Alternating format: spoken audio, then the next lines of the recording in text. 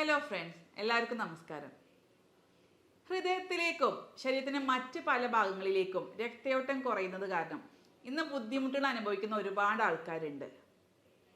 ഒന്ന് നടന്നു കഴിഞ്ഞാൽ കിതപ്പ് അനുഭവപ്പെടുക, അല്ലെങ്കിൽ ചെറുതായിട്ട് ഇതിൽ പണിയെടുത്തു കഴിഞ്ഞാൽ ശ്വാസം മുട്ടൽ വരിക, കാലിലാകെ വൈകുന്നേരം ആയിക്കഴിഞ്ഞാൽ നീര് വന്ന് തടിക്കുക, കാലിൽ മരവിപ്പ് അല്ലെങ്കിൽ കടച്ചിൽ, പുകച്ചിൽ എന്നിങ്ങനെ ഒരുപാട് ബുദ്ധിമുട്ടുകൾ അനുഭവിക്കുന്നവർ ഇന്ന് പ്രത്യേകിച്ച് സ്ത്രീകളും പുരുഷന്മാരും ഒരുപോലെ അനുഭവിക്കുന്ന ബുദ്ധിമുട്ടുകളാണിത്.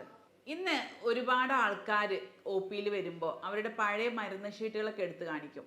അപ്പോൾ ഒട്ടുമിക്ക ആളുകളിലും കണ്ടുവരുന്ന ഒരു മരുന്നാണ് എക്കോസ്പിരിന്.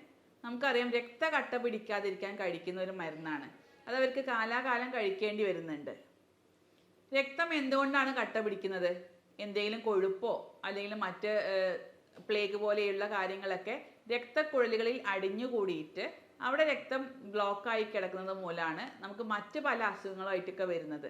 പ്രത്യേകിച്ച് സ്ട്രോക്ക് അല്ലെങ്കിൽ ഹാർട്ട് അറ്റാക്ക് അല്ലെങ്കിൽ വെരിക്കോസ് വെയിൻ പോലെയുള്ള കണ്ടീഷനുകളൊക്കെ ഇത് കാരണം വരുന്നതാണ്. അപ്പോൾ നമുക്ക് എങ്ങനെ രക്തം കട്ട പിടിക്കാതെ സ്മൂത്തായിട്ട് അത് രക്തം ഫ്ലോ ചെയ്യാൻ എന്തൊക്കെ കാര്യങ്ങൾ നമ്മൾ ശ്രദ്ധിക്കണം, എന്തെല്ലാം ഭക്ഷണങ്ങളാണ് നമ്മൾ ഭക്ഷണത്തിൽ ഉൾപ്പെടുത്തേണ്ടത് എന്നുള്ള കാര്യങ്ങളാണ് ഞാൻ നിങ്ങളുമായിട്ട് ഡിസ്കസ് ചെയ്യാൻ ഉദ്ദേശിക്കുന്നത്. ഞാൻ doctor Shahala CS, doctor Basil Soumya hospital, Pandikkad, Malappuram ജില്ല.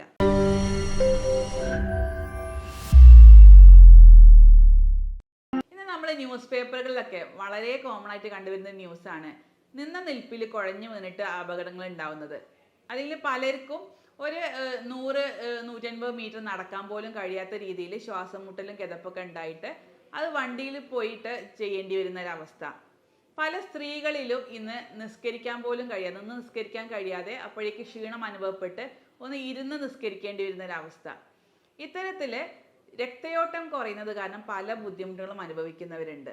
നമുക്കറിയാം, നമ്മുടെ രക്തം എന്ന് പറയുന്നത് ശരീരത്തിലേക്ക് നിരന്തരം മറ്റ് അവയവങ്ങളിലേക്കൊക്കെ ഒഴുകിക്കൊണ്ടിരിക്കുന്ന ഒന്നാണ്. അപ്പോൾ ഈ രക്തത്തിലൂടെയാണ് നമ്മളെ കോശങ്ങളിലേക്ക് ന്യൂട്രിയൻസും ഓക്സിജനും എല്ലാം എത്തുന്നത് ഈ രക്തം വഴിയാണ്. അപ്പോൾ രക്തത്തിൻ്റെ ഒരു ബ്ലോക്ക് ഉണ്ടായിക്കഴിഞ്ഞാൽ ആ ശരീരഭാഗങ്ങളിലേക്ക്, പ്രത്യേകിച്ച് നമ്മുടെ ബ്രെയിൻ, ഹാർട്ട് പോലെയുള്ള വളരെ ഇമ്പോർട്ടൻ്റ് ആയിട്ടുള്ള അവയവങ്ങളിലേക്കൊക്കെ രക്തം എത്താതിരുന്ന് കഴിഞ്ഞാൽ അവിടെ നമുക്ക് സ്ട്രോക്ക് പോലെയുള്ളതും അല്ലെങ്കിൽ ഹാർട്ട് അറ്റാക്ക് പോലെയുള്ള മാരകമായിട്ടുള്ള ബുദ്ധിമുട്ടുകളും നമുക്ക് വരാൻ ചാൻസ് ഉണ്ട്. കാലുകളിലൊക്കെ ആണെങ്കിൽ പ്രത്യേകിച്ച് സ്ത്രീകളിലൊക്കെ വെരിക്കോസ് വെയിൻസ് കാണാറുണ്ട്. ഒരു ചെലന്തി വല പോലെ ഈ രക്തക്കുഴലുകളൊക്കെ ചിന്നി ചെതറി കാണുക, കാലിൻ്റെ കളർ തന്നെ ഒന്ന് മാറ്റം വന്നിട്ട് ഒരു ഡാർക്ക് കളറായി പോവുക, കാലൊക്കെ നീര് വന്ന് തടിക്കുക. ഇത്തരത്തിലുള്ള ബുദ്ധിമുട്ടുകളൊക്കെ ഈ രക്തക്കുറവ് കാരണം അല്ലെങ്കിൽ രക്തയോട്ടം കുറയുന്നത് കാരണം വരുന്നതാണ്. നമുക്കറിയാം, ഒരു ഒഴുകിക്കൊണ്ടിരിക്കുന്ന പുഴയിൽ പ്രത്യേകിച്ച് മാലിന്യങ്ങളും കാര്യങ്ങളൊന്നും ഉണ്ടാവില്ല. പക്ഷെ അവിടെ കെട്ടിക്കിടക്കുന്ന വെള്ളത്തിലാണെങ്കിലോ ഒരുപാട് പായലും പൂപ്പലൊക്കെ വരും. അതുപോലെ തന്നെയാണ് നമ്മുടെ രക്തയോട്ടവും.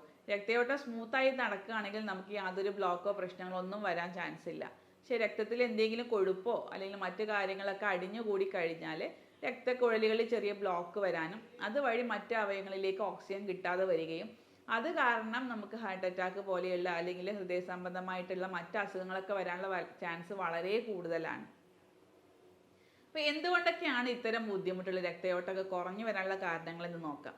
അതിലേറ്റവും പ്രധാനം നമ്മുടെ സെഡൻറ്ററി ആയിട്ടുള്ള നമ്മുടെ ജീവിത രീതി തന്നെയാണ്. പ്രത്യേകിച്ച് നമുക്കറിയാം, നമ്മുടെ ഹൃദയം എന്ന് പറയുന്നത് ജനിക്കുന്നതിന് തൊട്ട് മുമ്പ് തുടങ്ങി മരണം വരെ കൃത്യമായിട്ട് ബ്ലഡ് പമ്പ് ചെയ്യുന്ന ഒരു മെഷീനാണ് നമ്മുടെ ഹൃദയം. അപ്പോൾ അത് കൃത്യമായിട്ട് വർക്ക് ചെയ്യണം എന്നുണ്ടെങ്കിൽ നമുക്ക് അതിൻ്റെ മസിൽസിനെയൊക്കെ ഒന്ന് ആക്ടിവേറ്റ് ചെയ്യണം. അതിനുവേണ്ടി നമ്മൾ കാർഡിയാക് എക്സസൈസുകൾ ചെയ്യണം. അപ്പോൾ അത്തരം എക്സസൈസുകളൊന്നും നമ്മൾ ചെയ്യുന്നില്ല എങ്കിൽ ഹാർട്ടിൻ്റെ മസിൽസിൻ്റെ ഒക്കെ പ്രവർത്തനം കുറഞ്ഞു വരാനും പമ്പിങ് കുറഞ്ഞിട്ട് ഇതുപോലെ രക്തയോട്ടം കുറയാനുള്ള സാധ്യതയൊക്കെ വളരെ കൂടുതലാണ്. നമുക്കറിയാം, നമ്മൾ വീട്ടിലൊക്കെയുള്ള മോട്ടോർ പമ്പ് ഉണ്ടല്ലോ, അതിനോടും നമുക്ക് സാമ്യപ്പെടുത്താവുന്ന ഒന്നാണ് നമ്മുടെ ഹൃദയം. മോട്ടോർ പമ്പ് നമ്മൾ സാധാരണ ഒരു 10-15 മിനിറ്റൊക്കെയാണ് ഓണാക്കിയിടുന്നത്. അപ്പോഴേക്കും വെള്ളം നിറഞ്ഞ് നമ്മൾ ഓഫ് ചെയ്യും. പക്ഷെ അത് ദിവസങ്ങളോളം ഓണാക്കി കിടന്നാൽ എന്താവും? അത് കത്തിക്കരിഞ്ഞു പോകും. പക്ഷെ ആ ഒരു രീതിക്കുള്ള പ്രവർത്തനം നമ്മുടെ ഹൃദയം ചെയ്യുന്നുണ്ടെങ്കിൽ പോലും ഹൃദയത്തിന് യാതൊരു പ്രശ്നവും വരുന്നില്ല. അതിൻ്റെ കാരണം നമ്മൾ കൃത്യമായിട്ട് അതിന് എക്സസൈസും കാര്യങ്ങളും മസിൽസൊക്കെ ആരോഗ്യത്തോടു കൂടെ കൊണ്ട് നടക്കുന്നത് കൊണ്ടാണ്. നമ്മളെ വിലപിടിപ്പുള്ള പല കാര്യങ്ങളും നമ്മൾ കൃത്യമായിട്ട് അതിനെ സർവീസ് ചെയ്യാറുണ്ട്. അതുപോലെ തന്നെ നമ്മൾ ഹൃദയത്തിനെയും സർവീസ് ചെയ്ത് ഇടയ്ക്കിടയ്ക്ക് സർവീസ് ചെയ്ത് പുഷ്ടിപ്പെടുത്തി കൊണ്ടുപോകേണ്ടത് വളരെ അത്യാവശ്യമാണ്. അപ്പോൾ ഏറ്റവും പ്രധാനപ്പെട്ടത് നമ്മുടെ ലൈഫ് സ്റ്റൈലിലുള്ള മാറ്റങ്ങൾ തന്നെയാണ്, അല്ലെങ്കിൽ എക്സസൈസിൻ്റെ കുറവ് കൊണ്ട് തന്നെയാണ് ഈ രക്തയോട്ടമൊക്കെ കുറയുന്നതെന്ന് ആദ്യം തന്നെ പറയാം. പിന്നെ രണ്ടാമത്തെ ഒരു കാരണം എന്ന് പറയുന്നത് ബ്ലഡ് പ്രഷർ കൺട്രോൾ ചെയ്യാത്തവരിലാണ്. പ്രത്യേകിച്ച് നമുക്കറിയാം രക്തസമ്മർദ്ദം ഉയർന്നു കഴിഞ്ഞാൽ നമുക്ക് രക്തയോട്ടം കുറയാനും രക്തക്കുഴലുകളിൽ മറ്റ് പല അപകടങ്ങളും ഉണ്ടാവാനുള്ള സാധ്യത വളരെ കൂടുതലാണ്. അപ്പോൾ എപ്പോഴും രക്തസമ്മർദ്ദം ഒരു 140-90 എന്ന ലെവലിൽ മെയിൻറ്റെയിൻ ചെയ്ത് കൊണ്ടുപോകാൻ ശ്രദ്ധിക്കുക. അതുപോലെ തന്നെയാണ് നെക്സ്റ്റ് കണ്ടീഷൻ നമ്മുടെ പ്രമേഹം. പ്രമേഹം നമുക്കറിയാം രക്തത്തിൽ കൂടുതലായിട്ട് പഞ്ചസാരയുടെ അളവ് ഉണ്ടെങ്കിൽ രക്തത്തിൻ്റെ ആ രക്തയോട്ടത്തിൻ്റെ ഒരു സ്പീഡ് കുറയുകയും അതുവഴി മറ്റ് അവയവങ്ങളിലേക്കൊക്കെ രക്തയോട്ടം കുറയാനുള്ള സാധ്യത വളരെ കൂടുതലാണ്. മറ്റ് പ്രധാനപ്പെട്ട ഒരു കാരണമാണ് നമ്മുടെ ഏജ് റിലേറ്റഡ് ആയിട്ട്, പ്രത്യേകിച്ച് ഒരു പ്രായമായവരിലൊക്കെ ഈ നമ്മുടെ ബ്ലഡ് വെസൽസിൻ്റെ പ്രത്യേകിച്ച് രക്തക്കുഴലുകളുടെയൊക്കെ ഒരു ഇലാസ്റ്റിസിറ്റി കുറഞ്ഞു വരാനുള്ള സാധ്യതയുണ്ട്. അപ്പോൾ അവർക്ക് വികസിച്ച് കഴിഞ്ഞാൽ തിരിച്ച് ചുരുങ്ങി വരാനുള്ള ഒരു ഇലാസ്റ്റിക് പ്രോപ്പർട്ടി കുറയുന്നത് കൊണ്ട് തന്നെ ഇത്തരം ആളുകളിൽ പ്രത്യേകിച്ച് ഓൾഡ് ഏജിലൊക്കെ ആണെങ്കിൽ നമുക്ക് രക്തയോട്ടം കുറഞ്ഞു വരാനുള്ള സാധ്യത വളരെ കൂടുതലാണ്. അപ്പോൾ എന്തൊക്കെ ലക്ഷണങ്ങളാണ് നമുക്ക് ഈ രക്തയോട്ടം കുറഞ്ഞു എന്ന് കാണുമ്പോൾ നമുക്ക് എന്തൊക്കെ ലക്ഷണങ്ങളാണ് നമ്മുടെ ശരീരത്തിൽ അനുഭവപ്പെടുന്നത് നോക്കാം. അതിൽ ഏറ്റവും പ്രധാനപ്പെട്ട ഒന്ന് തന്നെയാണ് നമ്മുടെ ശരീരത്തിൽ തരിപ്പ്, പ്രത്യേകിച്ച് കാലുകളിലൊക്കെ ആണെങ്കിൽ തരിപ്പ്, കടച്ചിൽ, പുകച്ചിലൊക്കെ അനുഭവപ്പെടുക. പ്രത്യേകിച്ച് സ്ത്രീകളിലൊക്കെയാണ് ഇത് വരാറുള്ളത്. അവർക്ക് കാലിലൊക്കെ വെരിക്കോസ് വെയിൻ ഉള്ള ആളുകളിലൊക്കെ ആണെങ്കിൽ അവർക്ക് നീര് വന്ന് കെട്ടാം. അതുപോലെ തന്നെ തരിപ്പും കടച്ചിലൊക്കെ വരാം. മാത്രമല്ല അവരുടെ കാലിൻ്റെ നിറമൊക്കെ നോക്കുകയാണെങ്കിൽ ഒരു ഡാർക്ക് പർപ്പിൾ കളറായിട്ടുണ്ടാവും. അതുപോലെ തന്നെ സ്കിന്നിൻ്റെ മുകളിലാണെങ്കിൽ രക്തക്കുഴലുകളൊക്കെ ഒരു ചിന്നിച്ചെതറിയ പോലെ ഒരു സ്പൈഡർ വെബ് പോലെ സ്പ്രെഡ് ചെയ്ത് കിടക്കുന്നതും കാണാറുണ്ട്.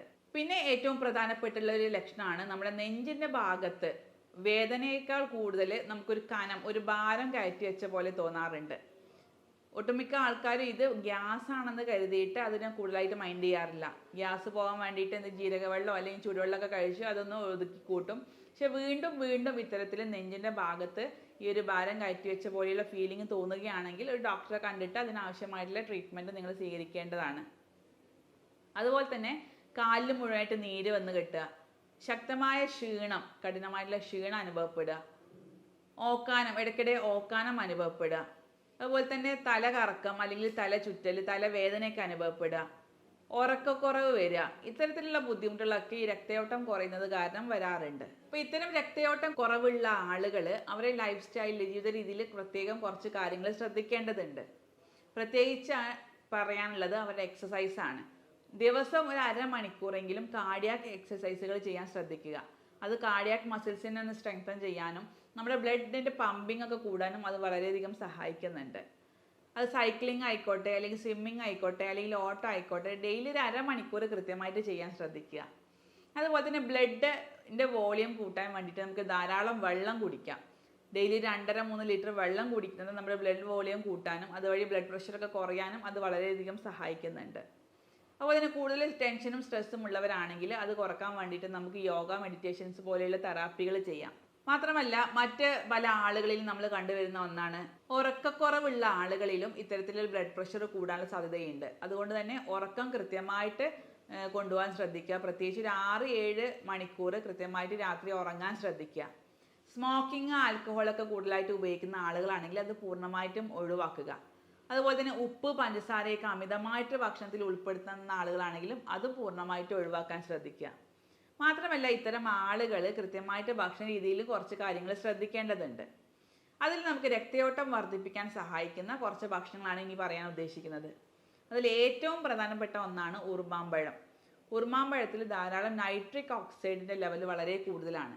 ഈ നൈട്രിക് ഓക്സൈഡ് നമ്മുടെ രക്തക്കുഴലുകളുടെ വികസനത്തിന് സഹായിക്കുകയും അതുവഴി രക്തയോട്ടമൊക്കെ സ്മൂത്തായിട്ട് നടക്കാനും അത് വളരെയധികം സഹായിക്കുന്നുണ്ട്. അതുപോലെ തന്നെ നമുക്ക് നാട്ടിൽ അവൈലബിൾ ആയിട്ടുള്ള ബെറീസ്, സ്ട്രോബെറി അല്ലെങ്കിൽ ക്രാൻബെറി അല്ലെങ്കിൽ നെല്ലിക്ക പോലെയുള്ള ബെറീസ് നമുക്ക് കൂടുതലായിട്ട് അത് ഉപയോഗിക്കാവുന്നതാണ്. അതുപോലെ തന്നെ നമുക്ക് ഉപയോഗിക്കാവുന്ന മറ്റ് ഭക്ഷണ പദാർത്ഥങ്ങളാണ് പ്രത്യേകിച്ച് omega-3 ഫാറ്റി ആസിഡ്സ് കൂടുതലുള്ള മീനുകൾ, പ്രത്യേകിച്ച് അയില, മത്തി പോലെയുള്ള മത്സ്യങ്ങൾ ഡെയിലി ഭക്ഷണത്തിൽ ഉൾപ്പെടുത്താൻ ശ്രദ്ധിക്കുക.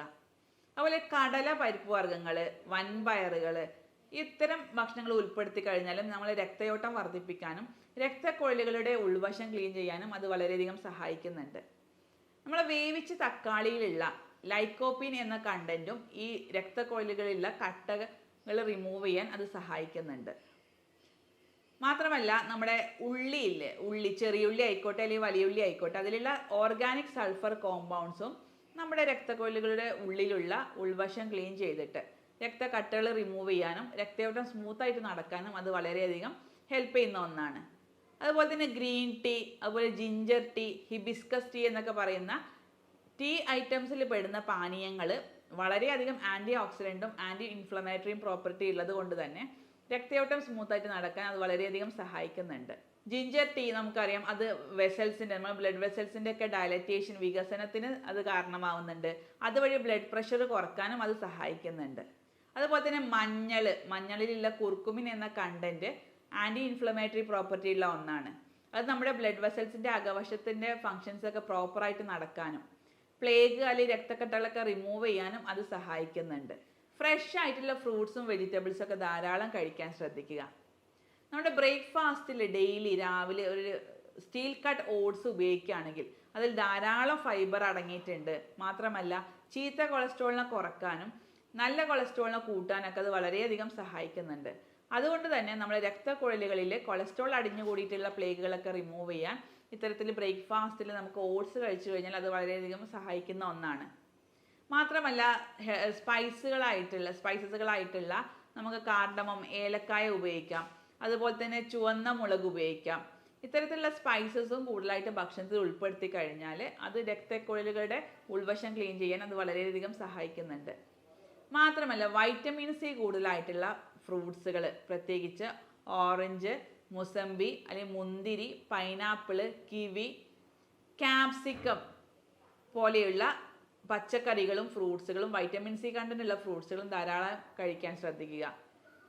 ഇത്തരം ഭക്ഷണ രീതികളൊക്കെ കൃത്യമായിട്ട് നിങ്ങൾ കഴിക്കുകയാണെങ്കിൽ ഒരു വിധം ഈ രക്തക്കുഴലുകളൊക്കെ ക്ലീൻ ആയി കിട്ടാനും അതിലുള്ള ഒരുപാട് കൊഴുപ്പടിഞ്ഞു കൂടിയിട്ടുള്ള പ്ലേഗ്സ് ഒക്കെ റിമൂവ് ചെയ്യാനും അത് വളരെയധികം സഹായിക്കുന്നുണ്ട്.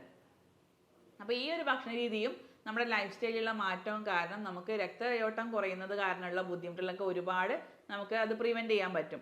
മാത്രമല്ല ഇന്ന് ഒട്ടുമിക്ക ആളുകളിലും കണ്ടുവരുന്ന ഒരു യുവാക്കളിൽ പോലും നമ്മൾ ഇന്ന് റിപ്പോർട്ട് ചെയ്യപ്പെടുന്ന അസുഖങ്ങളാണ് ഇന്ന് ഹാർട്ട് അറ്റാക്കും സ്ട്രോക്കും ഒക്കെ. അപ്പോൾ ഇത്തരം കണ്ടീഷനുകളൊക്കെ വരാനുള്ള കാരണം നമ്മുടെ ബ്രെയിനിലേക്കും ഹാർട്ടിലേക്കൊക്കെ രക്തം ഒഴുകുന്നത് കുറയുന്നത് കൊണ്ടാണ്. അപ്പോൾ അത്തരം കണ്ടീഷനുകൾ ഇല്ലാതിരിക്കാനും ഈ ഒരു ഭക്ഷണ രീതിയും ഈ ഒരു ലൈഫ് സ്റ്റൈൽ ചേഞ്ചസും അത് വളരെയധികം സഹായിക്കുന്നുണ്ട്. അപ്പോൾ നമ്മുടെ ഹൃദയാരോഗ്യം എന്ന് പറയുന്നത് വളരെ ഇമ്പോർട്ടൻ്റ് ആണ്. ഹൃദയം ബ്ലഡ് പമ്പ് ചെയ്യുന്നത് കൊണ്ടാണ് നമുക്ക് ഇതുപോലെ ശരീരത്തിലെ എല്ലാ കോശങ്ങളിലേക്കും ഓക്സിജൻ എത്തുന്നത്. നമുക്കിതുപോലെ ജീവൻ നിലനിർത്താനൊക്കെ സഹായിക്കുന്നത് ഹൃദയം കൃത്യമായിട്ട് പമ്പ് ചെയ്യുന്നത് കൊണ്ടാണ്. അപ്പോൾ ഹൃദയാരോഗ്യം നല്ലപോലെ മെച്ചപ്പെടുത്താൻ എല്ലാവരും ശ്രദ്ധിക്കുക. അതുപോലെ തന്നെ ഇത്തരം കേസുകളിൽ കൂടുതലായിട്ട് ബുദ്ധിമുട്ടുള്ള കേസുകളാണെങ്കിൽ ഒരു ഡോക്ടറെ കണ്ടിട്ട് ഉടനെ അതിൻ്റെ ആവശ്യമായ ടെസ്റ്റുകൾ ചെയ്തിട്ട് ട്രീറ്റ്മെൻറ്റ് നടത്താൻ ശ്രദ്ധിക്കുക. നമ്മൾ ഇത്തരം കേസുകളിൽ ചെയ്യുന്നത് ഒരു രോഗിയുടെ മാനസികവും ശാരീരികവുമായിട്ടുള്ള എല്ലാ ബുദ്ധിമുട്ടുകളും കണക്കിലെടുത്തുകൊണ്ട് അവർക്ക് അനുയോജ്യമായിട്ടുള്ള കോൺസ്റ്റിറ്റ്യൂഷണൽ ട്രീറ്റ്മെൻ്റ് ആണ് നൽകി വരുന്നത്. അപ്പോൾ ഇത്തരം ഹോമിയോപ്പതിയിൽ കോൺസ്റ്റിറ്റ്യൂഷണൽ ട്രീറ്റ്മെൻറ്റിലൂടെ പ്രത്യേകിച്ച് ഒരുപാട് നല്ല മരുന്നുകൾ നമുക്ക് ഫെറമെറ്റ്, ഹമാമിലിസ്, അതുപോലെ തന്നെ ലാക്കസിസ്, പൾസാറ്റിലെ പോലെയുള്ള ഒരുപാട് നല്ല മെഡിസിൻസ് നമുക്ക് അവൈലബിൾ ആയിട്ടുണ്ട്. അപ്പോൾ ഇത്തരം മെഡിസിൻസ് കഴിക്കുന്നതിലൂടെ അതുപോലെ അവർ ലൈഫ് സ്റ്റൈലുകൾ മാറ്റുന്നതിലൂടെയൊക്കെ നമുക്ക് ഈ രക്തയോട്ടം കുറയുന്ന ബുദ്ധിമുട്ടുകൾ ഒരുപാട് കുറക്കാൻ കഴിയും. മാത്രമല്ല മറ്റ് പല അസുഖങ്ങളും വരാതിരിക്കാനും ഈ ഒരു രീതി നമുക്ക് വളരെയധികം സഹായിക്കുന്നുണ്ട്. അപ്പോൾ ഇത്തരത്തിലുള്ള ഇൻഫർമേഷൻസ് പരമാവധി നിങ്ങൾ എല്ലാവരിലേക്കും എത്തിക്കാൻ ശ്രദ്ധിക്കുക.